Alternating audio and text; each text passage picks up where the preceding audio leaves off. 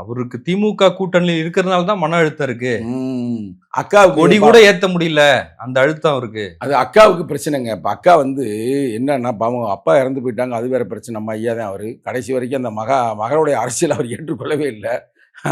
நான் என்ன பனை விதை நாங்க நட்டோம்ல, அப்ப நாங்க ஐயாவ கூட்டு வருவோம். அவரு இறந்து போனாருல்ல, குமரி ஆனந்தன். அவர் தான் பனை விதை நடுவோம், தமிழர் பாரம்பரியம் காப்போம். நானே நிறைய நிகழ்ச்சி ஐயா வச்சு நடத்திருக்கேன். அப்பயே சொல்லுவார், நம்ம வீட்ல அது ஒண்ணு இப்படி வந்துருச்சு, என்ன பண்றது அப்படின்னு என்கிட்ட நேரடியா பேசியிருக்காரு. அந்த மன அழுத்தமா இருக்கலாம். ரைட்டா? ஒண்ணு. இன்னொரு மன அழுத்தம் என்னன்னா, அக்கா வந்து ஆசைப்பட்டுச்சு. நம்ம அடுத்து எப்படியா இருந்தா நம்ம வந்து மாநில செயலர் ஆயிருவோம். ஏற்கனவே வந்து நம்ம வந்து ஆளுநரா இருந்தா, அதெல்லாம் இப்ப ரிசைன் பண்ணிட்டு வந்துட்டு அப்படின்னு ரொம்ப ஆசையா இருந்துச்சு. அதுலயும் இவங்க வந்து மண்ணள்ளி போட்டாங்களா? அந்த மன அழுத்தத்துல இருப்பீங்க அக்கா அவர்களே. எங்களுக்கு எந்த மன அழுத்தம் இல்லை. எங்களுக்கும் திராவிட முன்னேற்றக் கழகத்திற்கு இருக்கிற கூட்டணி வந்து கொள்கை சார்ந்த கூட்டணி, கோட்பாடு சார்ந்த கூட்டணி.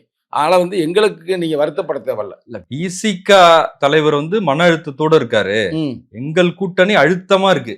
அழுத்தமா அமுக்கி போறதுக்கு இருக்குது. அதாவது பிரதர் ஒண்ணு சிரிக்காதீங்க. நாங்க முதல்ல கூட கொஞ்சம் என்னடா வந்து இப்படி டஃபா இருக்குன்னு நினைச்சேன். எப்ப அண்ணா திராவிட முன்னேற்ற கழகம் பிஜேபி கிட்ட போய் சேர்ந்துச்சு பாத்தீங்களா, அன்னைக்கே எங்களுக்கு முடிவாயிருச்சு. எங்களுக்கு வந்து இப்போ வந்து திமுக காரங்க தான் சொன்னாங்க 200 தொகுதி ஜெயிப்போம்னு. விடுதலை சிறுத்தையோட இளைஞரணி சொல்லுதுங்க 200 தொகுதிகளுக்கு மேலதான் இந்த திமுக தலைமையிலான கூட்டணி வெற்றி பெறும். எழுதி வச்சுக்கோங்க வெள்ளை பேப்பர்ல. ஏன்னா பிஜேபி எதிர்ப்பு தாங்க தமிழ்நாட்டு அரசியலே. பிஜேபி காரன் எங்க போய் சேர்ந்தானோ அவன் அந்த கட்சியும் காலி பண்ணுவேன், அவனும் காலி ஆயிருவேன். அதே எதார்த்தம். அது தமிழ்நாட்டை பொறுத்த வரைக்கும் நல்லா கேட்டுக்கிறீங்க. தமிழ்நாட்டை பொறுத்த வரைக்கும் நீங்க வந்து இப்ப அதிமுக தனியா நின்றா கூட ஏதோ கொஞ்சம் சீட்டு வருவாங்க. எப்ப பிஜேபி போய் சேர்ந்தாங்க பாத்தீங்களா, அதே அக்காவுக்கு ரொம்ப அழுத்தம். ரைட்டா? அங்க முடிஞ்சு சோழி.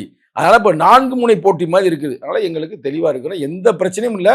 நாங்க வந்து ரொம்ப ஹேப்பியா இருக்கிறோம். எங்க தலைவர் இப்ப நாளைக்கு கூட்டத்தை கூட்டுறாருல, கூட்டி முடிச்சு ஒரு 10 நாள் பொறுப்பாளர் போட்டுருவாரு. பொறுப்பாளர் போட்டு முடிச்ச அப்புறம் நாங்க ஒரு மாபெரும் பேரணி நடத்த போறோம். பேரணி நடத்தி முடிச்ச போய் தமிழ்நாடு போல எங்க தலைவர் சுற்றுப்பயணம்.